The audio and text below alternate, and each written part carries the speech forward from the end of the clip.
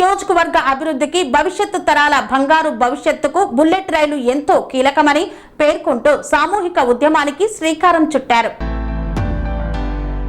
కోదాడ నియోజకవర్గ అభివృద్ధికి భవిష్యత్తు తరాల బంగారు భవిష్యత్తుకు బుల్లెట్ రైలు ఎంతో కీలకమని పేర్కొంటూ సామూహిక ఉద్యమానికి శ్రీకారం చుట్టారు.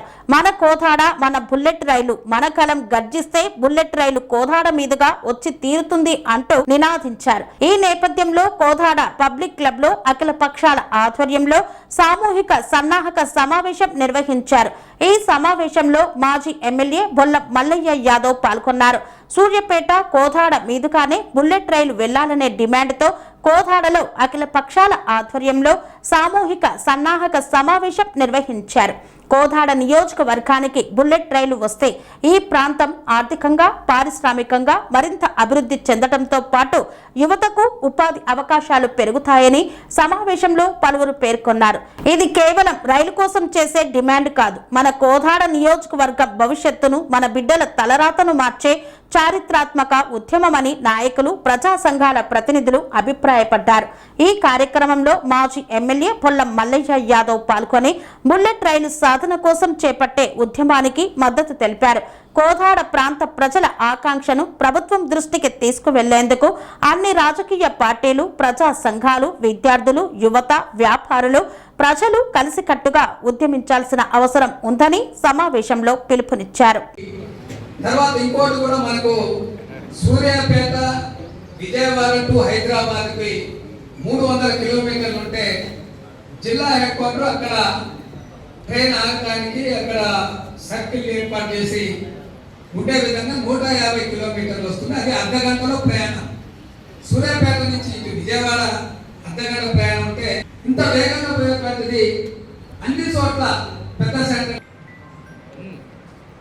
అక్కడి నుంచి శంషాబాద్ నుంచి బయలుదేరింది ఫ్యూచర్ సిటీ. అదే క్రియేట్ చేయడానికి ప్రారంభించిన మా పేరు ఎక్కడా లేదు. జేఏసీలో కూడా మమ్మల్ని పిలవలేదు. అంత ములుపు నాన్నగారు పోనీ దాన్ని వదిలిపెట్టు ప్లీజ్. నేను ఏమంటే టాపిక్ వదిలిపెట్టు. కాంట్రవర్సీ చేయడానికి రాలేదు. నేను కాంట్రవర్సీ చేయడానికి రాలేదు. దయచేసి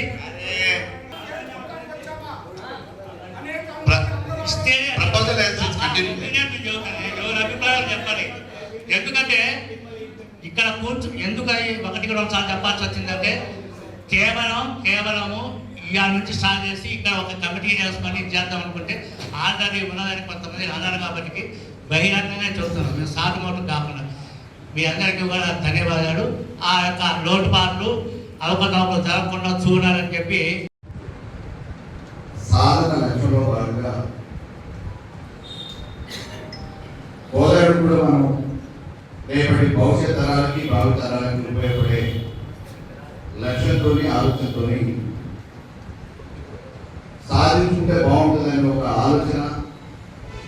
ఆ ఆలోచన క్రమంలో వివిధ రాజకీయ పార్టీలు, ప్రజా సంఘాలు సమావేశం చేసిన క్రమంలో కొంతమంది అన్ని కార్యక్రమాలలో ఉంటున్నారు కదా, దీన్ని కూడా కొంచెం నిర్వహిస్తే బాగుంటుంది అని చెప్పేసి సూచించిన మేరకు సరే మన అనుకోకుండా అప్పటికప్పుడు రంగారావు గారికి ఫోన్ చేసి క్లబ్లో కొంచెం సమయం ఇవ్వాలి, సోమవారం రోజు నిర్వహిస్తామని చెప్పి చెప్పిన వెనువెంటనే స్పందించి కోదాడు భవిష్యత్తు కోసం ఈ కార్యక్రమాన్ని చేసిన అందరికీ కూడా పేరు పేరున ధన్యవాదాలు.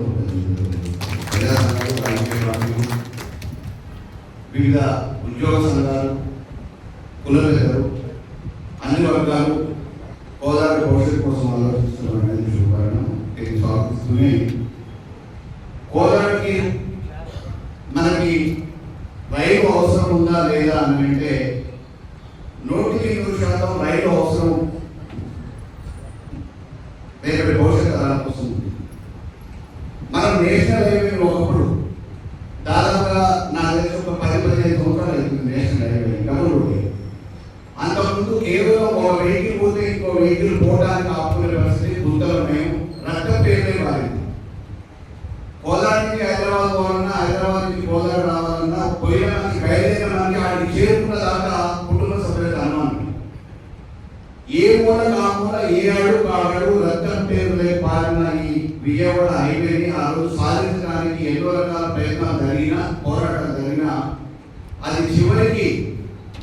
అత్యంత నేషనల్ హైవేల రద్దీ ఉండే హైవే మన నేషనల్ 65 సాధించుకోలేదు. కానీ ఈరోజు మామూలుగా ఇప్పటికీ కూడా రాజధాని హైవే కానివ్వండి, ఇంకా ఏ హైవే తీసుకున్నా ఎక్కువ వాహనాలు పాస్ అయ్యే రోడ్డు ఏదైనా ఉంది అని అంటే హైదరాబాద్ టు విజయవాడ రోడ్డు నాది మాత్రమే. ఈరోజు ట్రాఫిక్ అనేక రకాలుగా జామ్ అవుతుంది. గుంటూరు కృష్ణా జిల్లా నుంచి వచ్చే వెహికల్స్ మన దగ్గర నుంచి పాస్ అయితే ముందు పోయిన తర్వాత నగరకాల నుంచి అటు భద్రాచలం నుంచి వచ్చే వెహికల్స్ ఇస్తామండి.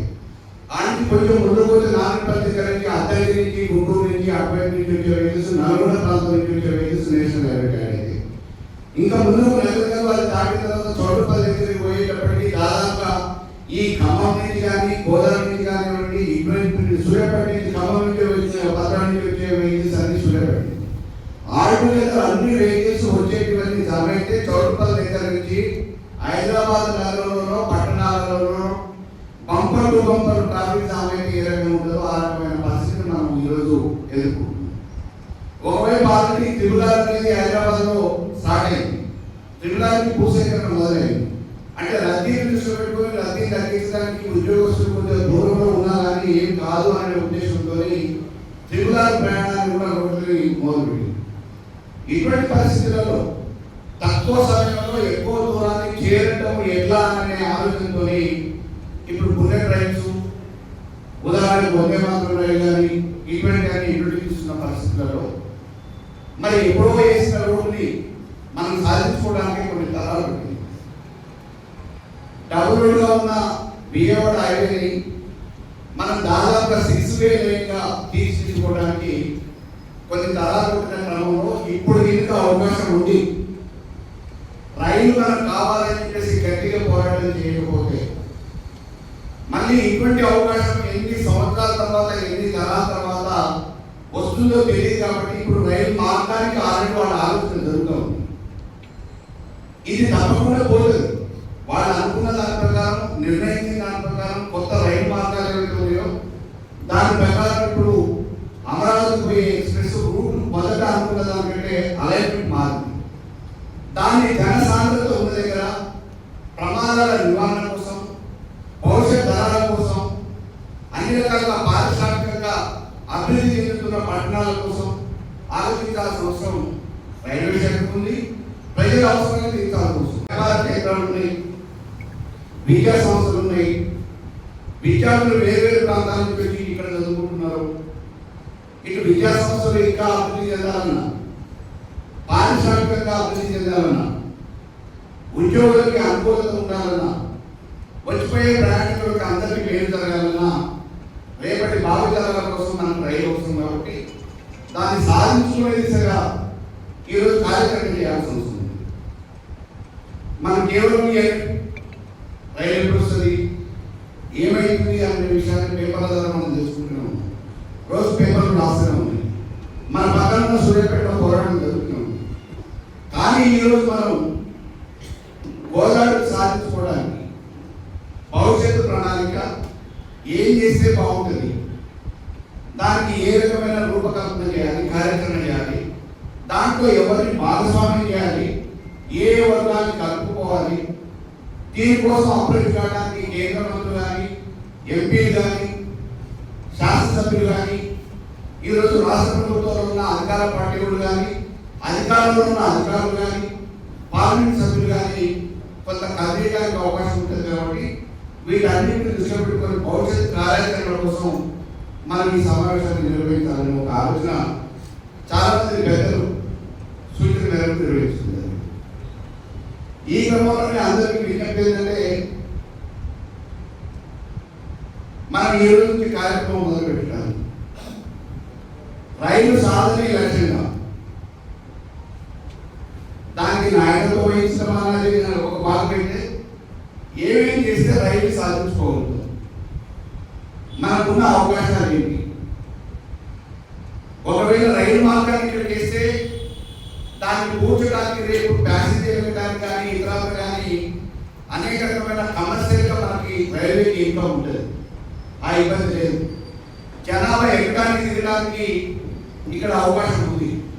వ్యాపార కేంద్రంగా 2 రాజధాని నగరాలకి సెంటర్లో ఉన్న ఈ గోదావరిని ఇంకా భవిష్యత్ తరాల కోసం అభివృద్ధి చేసుకోవాలంటే అన్ని రకాల వనరులు, అవకాశాలు, అంటే ట్రాన్స్పోర్ట్ ఉంటేనే అభివృద్ధి చెందడానికి అవకాశం ఉంటుంది. ఇప్పుడు హైదరాబాద్ అత్యంత వేగంగా అభివృద్ధి చెందుతుందంటే ఎయిర్పోర్ట్ అవకాశాలు ఉన్నాయి. దేశ విదేశాలకి అక్కడ ల్యాండ్ అవ్వచ్చు, అక్కడి నుంచి వెళ్ళిపోవచ్చు. కాబట్టి ఎయిర్పోర్ట్ కూడా రావాలని కోరుకుంటున్నాను.